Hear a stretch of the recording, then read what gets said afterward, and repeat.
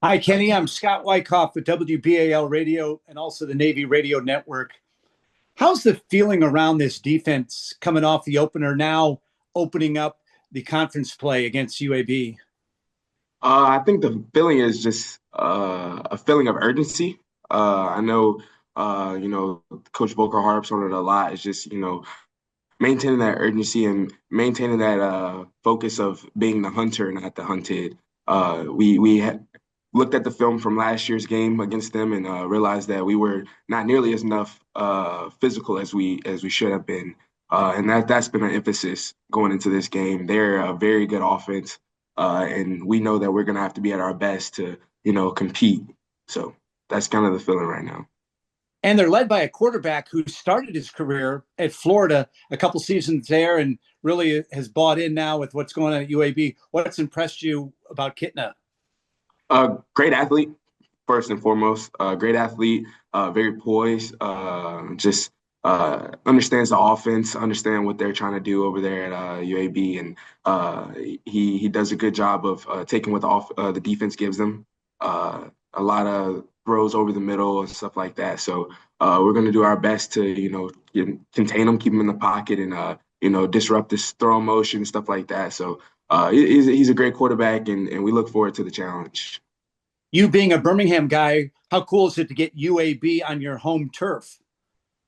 Super exciting, super exciting. Last year we went down to UAB and played them in my hometown, and there's probably about 20 people in the stands, and I think they're all my family. So it's going to be a great experience to get them up here in Annapolis.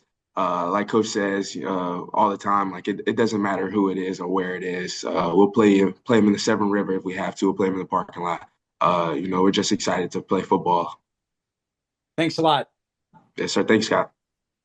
Wags. Hey, Kenny, I'm like, Oh, no, Bill Wagner. Sorry. Kenny, what can you say about the UAB rushing attack? They've got a good starter and a couple talented backups. I heard their coach calling it a three-headed monster. Said they actually even have a fourth guy that they like.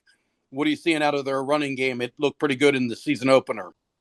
I think when you watch film, that's kind of what jumps off the tape the most. They have a couple good backs back there, and they do a good job of rotating them and keeping them fresh, and always having a strong rushing attack. Their offensive line did a good job against Alabama State of getting pushed and just kind of driving guys off the ball. So it's definitely going to be a challenge going forward. We know what we have to do. They run a lot of 12 personnel, stuff like that, 11 personnel. So just getting hats in the box and kind of limiting the run. That's something we pride ourselves on is trying to be physical and stopping the run. Because if you can stop the run, it opens up a lot more defense. So we're gonna stay headstrong on stopping the run this week. So obviously a great job of run defense last week against VMI, but this team's a little bigger across the front line, aren't they? Absolutely. I mean, that's kind of the challenge you face going against any team in the American. All the guys are much bigger than us. People like to say stronger and faster, but we're even catching up in that facet too. But I think size is something we have to overcome against every team we play. We play guys who are top tier athletes in the American. So just being physical is how you kind of minimize that size gap. So physical smash mouth football is what we kind of expecting coming into Saturday.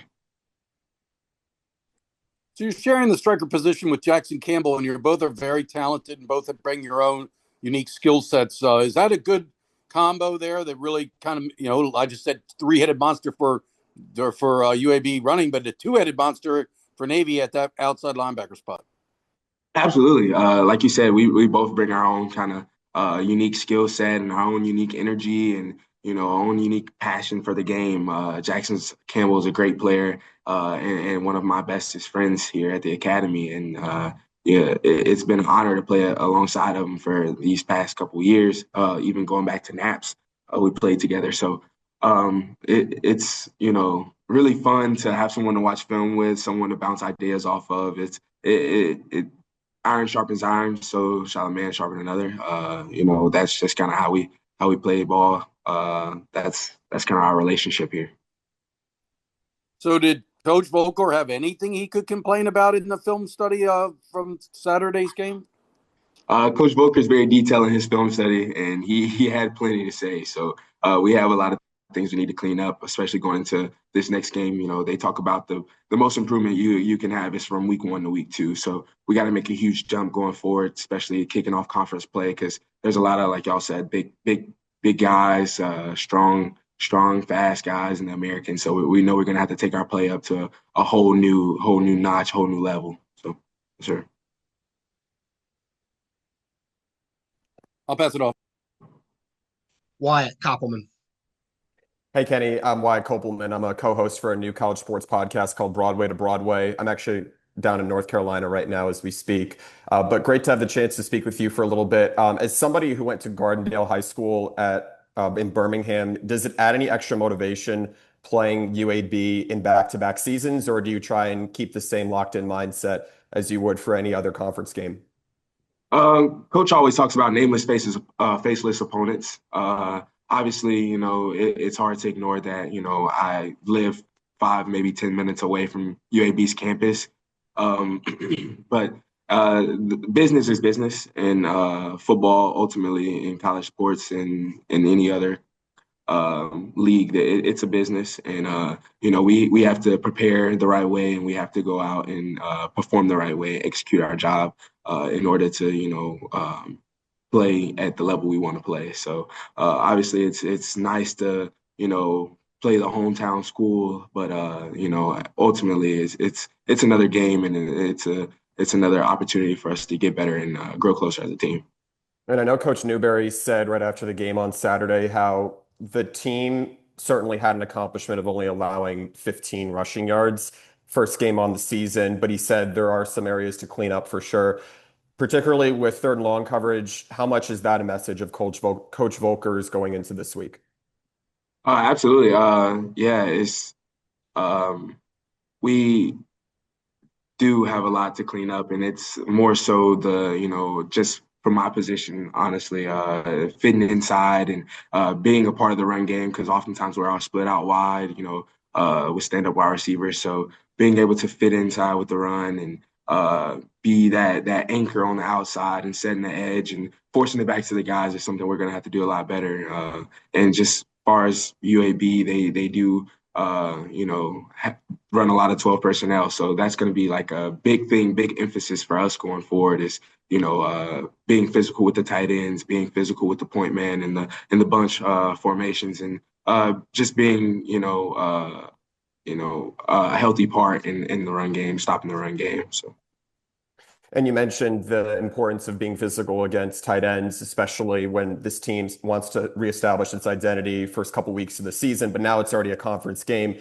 Red zone last week was a big point of emphasis for this team. It didn't allow VMI into the red zone. How much do you think that can translate into this week? You know, prepare for war in the time of peace.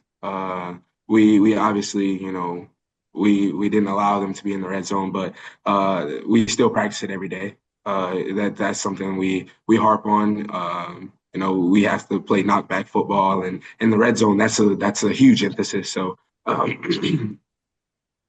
just practicing, you know, what you preach and being ready, you know, for when the time comes is something that you know, we harp on a lot here.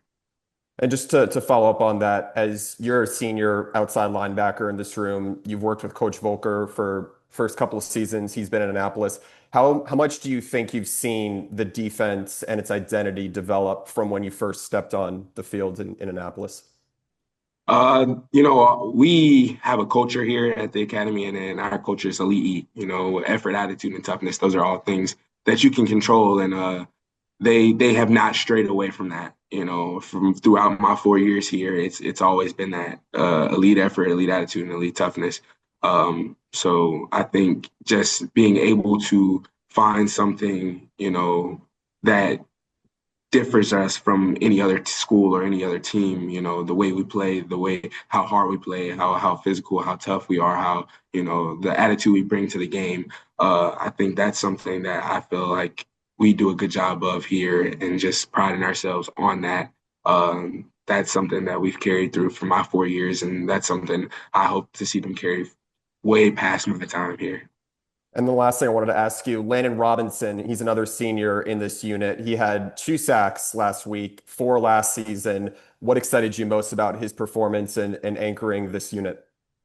Victory is produced and shared by all here. So his success is our success ultimately, and any other guy on the defense or offense, whoever else has the success, we all share that. We all, from the scout team to to the starters. Everyone has a role and everybody has a part to play in this game. So obviously Landon Robinson is a great player and truly one of my brothers. So I was super excited for him to have that success on Saturday. But you're only as good as your last snap. So we got to come out and perform as well against UAB. Thank you. Thank you. Officially, Landon ended up with 2.5 sacks. We did have a change. Landon was given credit with a half sack with Julian Mutame. That ended up being a sole sack for Landon. So it was 2.5 was his official number. Kenneth, I got one or two for you. Tell us about your dad. How important has he been in your journey to not only get to the Naval Academy and then your 4 years here? I know he's your biggest fan. Absolutely. My dad is definitely my best friend. Honestly, I always talk to him all the time. We call him multiple times a week. He's definitely my biggest fan, and I do miss the days of him being able to come to all my practices and all that good stuff. And it seemed like he'd have more to say to me than the coaches would oftentimes. So, just having him as a mentor and a friend, and as a father, it was something that I truly do appreciate, and my love for him is so grand, so out of this world that I can't even comprehend the things that he's done for me, and the things he sacrificed to for myself and my siblings included. He's a wonderful world class man, and any chance I get, I'll make sure to tell him I love him. So, my dad's awesome. I saw on Facebook you said that when reading the story that Gary Lambert wrote this week that it made him cry, and that he can't believe that he raised his hero, which is you. What does that mean to you? It means everything. It means everything. For a man that I hold to such a high standard, such a high, put him on such a high pedestal, for him to say that I'm his hero. It just it pulls at the heartstrings, if you will. He's, like I said, truly my best friend and someone that I look up to, at every facet. I'm always quick to call him, get his ideas on things, and just, try to be, resemble myself in his image as much as I can. He's a godly man and a God-fearing man, and that's something I think I truly love most about him. His ability to translate scripture and put it in real world scenarios for me to understand and be able to relate to. So I really do appreciate my dad.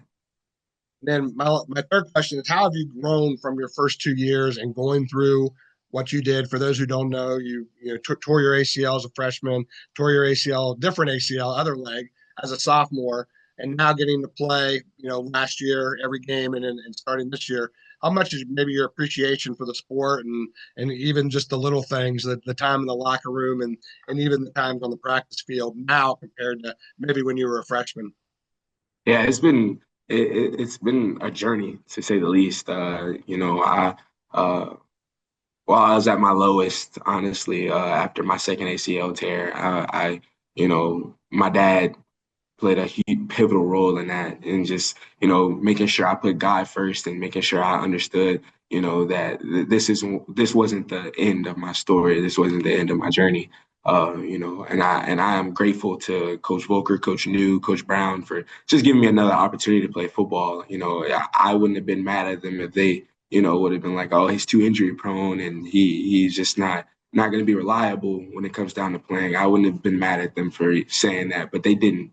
They took another chance at me. They took another shot, and I'm greatly appreciative of that. And just I've grown more so as a person than I have, in any other facet. And I think that's where the real growth happens once you can separate yourself from football and, work on your character outside of that. And it only helps your play when it comes down to football. So just being a person of character and, strong-willed and rooting yourself in the Lord, I think is only going to help you become a better football player at the end of the day.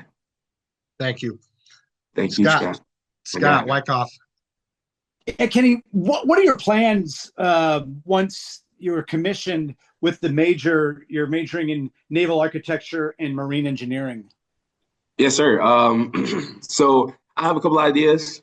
Obviously, service selection, the portal's open right now, so I got to go put my preferences in, but hoping to select Navy pilot. But ultimately, one day I want to go back down to Alabama, maybe Mobile area, open up my own shipyard, cut up decommissioned ships for a living. I think that's something I want to do. I actually use my major because I do enjoy ships. I do enjoy being around them, all aspects of it, building them and stuff like that. So I do enjoy my major, and it's something that became a really big hobby of mine after my injuries. I kind of fell in love with the whole engineering aspect of shipbuilding and stuff like that. So hopefully one day I can go back to Alabama and cut up decommissioned ships down in Mobile, open up my own shipyard maybe. But who knows? Time will tell.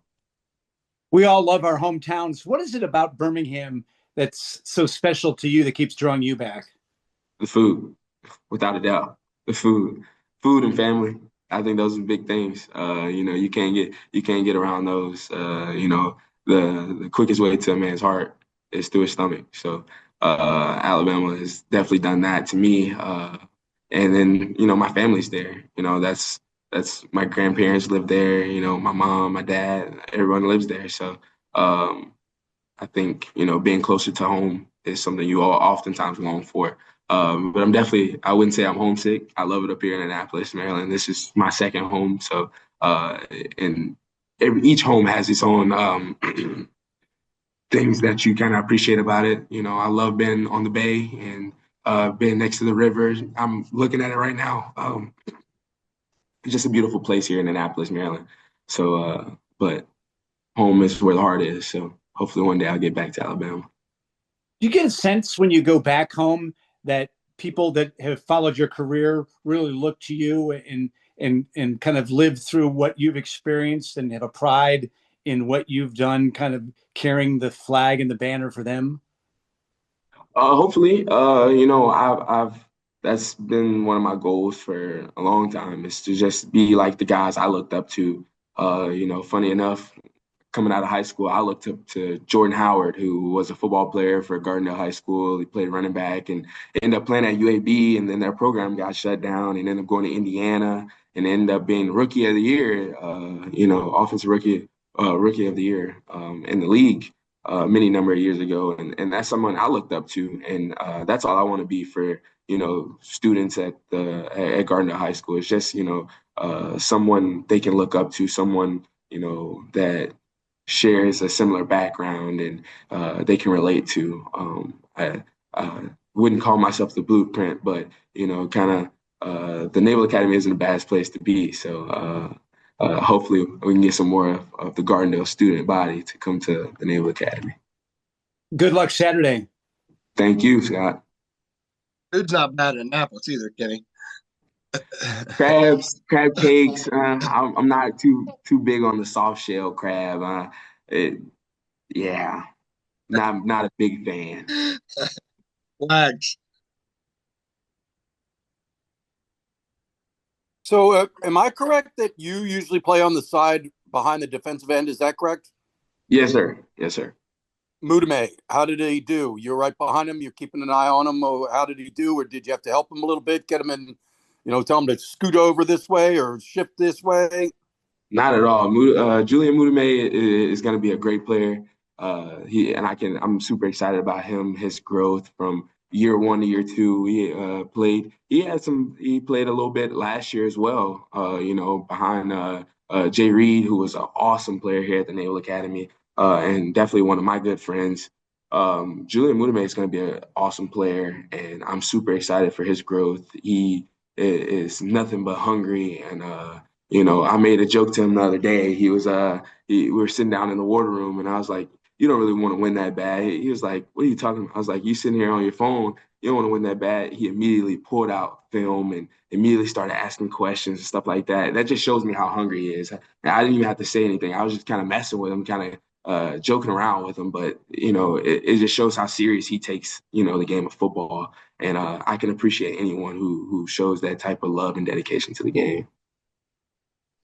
Did Julian take most of the reps at end, or did they get Crane, LaFond, or Tyler and Orion in there? I think both played, Saturday. I think, we were able to rotate some guys. Ultimately, VMI was a good football team, but we were able to, kind of get some of the guys in and get a lot of guys reps, get a lot of guys some game experience. Crane LaFond's been playing for a long time, and Tyler and Orion as well. Both seniors and both, great friends of mine. It's only going to help us in the long run, guys getting that experience and being able to play in games. All right, I'm good. Thank you, Kenny. Thanks, Wags. Wyatt. VMI, it seemed like it had a team that wanted to go out and score a lot. This team was very good at getting off the field, as it's been mentioned a little bit now. Did that give you a clear enough idea as to how that can apply against conference opponents with the fact that the conference schedule starts this week? Yeah, I mean, the ultimate goal for defense in general is just to get off the field. You don't ever want to be on there longer than you have to. You don't ever want to extend the drives because the percentage of them scoring goes up exponentially as the drive continues and continues. You always want to get the ball back to your offense. And here we have a extremely explosive offense. So any chance we get, we can get them back the ball. That we're going to try to take that chance. We have to be good on third and short, third and medium, and third and long. We call those the money downs. We have to be good on those downs and get off the field so we can get the offense back the ball. So that's always the goal, going into a game. Did you get the sense that tackling may have been something this team can still strive to improve over the next couple of weeks? I know that's something that kind of popped up a lot, not only at Group of Five, but Power Four at sometimes this weekend in certain games. No, absolutely. Like Coach Brown always said, there's always more meat on the bone. We can always, look to improve in a lot of aspects. Tackling is, a key part of football. So any chance we get to, practice tackling, on our tough Tuesdays and our work Wednesdays, we take full advantage. We make sure to, get those practice reps because they become game reality. So any chance we get to practice tackling, we do. And like you said, there's an emphasis on just being better tacklers and safer tacklers too. Targeting penalties are a real thing. Obviously, we had one this past game, so we have to be better. We have to understand the tackle box, and we have to understand getting our head on the right side and to prevent injuries because the best ability is availability. So keeping guys in the game and keeping guys fresh and being able to tackle is something we harp on a lot. And going into this week against UAB has a very explosive bell cow quarterback, as mentioned, is seeing the best of the best competition at Florida. He goes out there, helps the team to 520 yards of offense. When you go in and face a dynamic offense like that wants to get on the board early, do you notice that you and Landon are the ones who are stepping up and providing a lot of motivation to this team, or do you think it's a more collective thing that occurs in this unit? It's definitely, one thing I can say is this team is very player led. Blake and Landon do a great job of leading this team as our two captains of the football team. And, we have a captain staff amongst position captains, and we make sure to like I mentioned earlier, just kind of instill that urgency within guys. Like this. We're entering conference play. We have to be that much better in order to win because, we all know here that it's extremely hard to win. Winning is an extremely hard thing to do. So any motivation that we can instill into guys, we go ahead and nip that in the bud because, winning is a hard thing to do here. So, trying to get guys on in the right headspace and the right mindset to, go out and play hard as you can for 60 minutes is something that we really don't have to, motivate guys to do because everybody wants to, but, just making sure they understand that, that this is a very good football team that's coming into town, and we're going to have to be at our best to win. And can you just also talk a little bit more about your relationship with Coach Vulkar? I mean, I know I asked a little bit earlier about how you've seen the identity of this defense grow since you arrived on campus, but what has that relationship done for you both? Uh, Honestly, Coach Vulkar is, a genius when it comes to, scheme and, defense just in general. Him and Coach Newberry do a great job of, building that scheme up for us. And, me spending my first 2 years in that position room, I got very close to Coach Vulkar and, met his family, been over to his house a numerous amount of times. And, it's a family here. And, he makes sure to, bring everyone in on that family aspect here at the academy. So all the guys on the defense, we share stories with each other. We're open, we're vulnerable with each other. And, that only helps us grow together as a defense, grow together as a team, because when I can understand the coach and where he's coming from, it only helps, it makes me thrive to want to be even better, be the best I can for him, because I know he's going to give me the best he has too. So Coach Vulkar is, uh, a great coach and a great friend, a great mentor, and a great mind. And I cherish every moment I get with him. And every time I get around him, he's talking during meetings, and I'm writing stuff down, as fast as I can, because just everything he says, it seems like it's a gem. So definitely got to take advantage of all the moments I get with Coach Vulkar. And when did you realize that relationship could evolve or expand into what it's been now? Was it the moment you first started, working on series with him or even watching film, or did it take a little while to develop there? It's seamless. As soon as I got to the academy, it was, you know, I'm Coach Volker, and it wasn't I'm Coach Volker. It was him yelling and being ecstatic and juiced up like he always is, And then outside of football, we even had many conversations about baseball, and he loves the Cincinnati Reds, and I'm a huge Braves fan. So we've had many conversations just on a personal level, and he was always there to check on me during my injuries and stuff like that. He was always always around and always there, making sure that people felt included, and I felt included during my injury. So Coach Volker does a great job of, building that family aspect and not letting it diminish. Does talking baseball every now and then or stuff off the field, does that kind of help you navigate tough moments on the field? Like you said, maybe early on in the season, you're struggling with third and long coverage, or maybe you're stopping the run really well, but maybe you're not setting the edge as much on the flat. I think just having those personal conversations allows you to realize that people are human, and people make mistakes.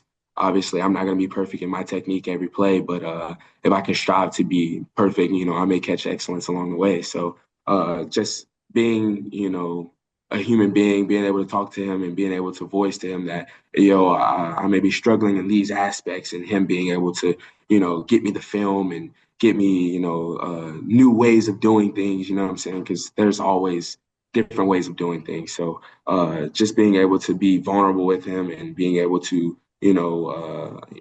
voice my opinion as well, it's only helped us become a tighter unit. Awesome. Thanks. Thank you. Coach Volker is definitely on the right side when it comes to baseball. Go Reds. Yeah. Just real quick, we got about 4 minutes. I know two things that the defensive staff harps on that was not done on Saturday, and that was get six. You guys got 5 out of 10. And then second, create turnovers. There was no turnovers created. Are those two things that were doubled down on this week? Absolutely. Without a doubt. We pride ourselves, tip balls or interceptions, and anytime the ball's in the air, it's ours. We have to pride ourselves on those things, because turnovers only take up your percentage of winning to exponential rates. So being able to get 6, like you said, and create these turnovers only help to get our offense back on the field, and that's something want to do. So we want to keep our offense out there on the field as much as possible, because that's how, those explosive plays and, highlight film clips happen. Our offense is extremely good. So we have to play complementary football, and that's getting takeaways and helping get the offense back on the field. So we double down on that during practice, and score pursuit, stuff like that. We definitely take pride in, and every time we can get an opportunity to get better in that facet, we do. Last one. We got about 2:45 left. Did UAB recruit you? No, I talked to the coach maybe a couple times, recruited a lot of my teammates, but I was never, offered by UAB.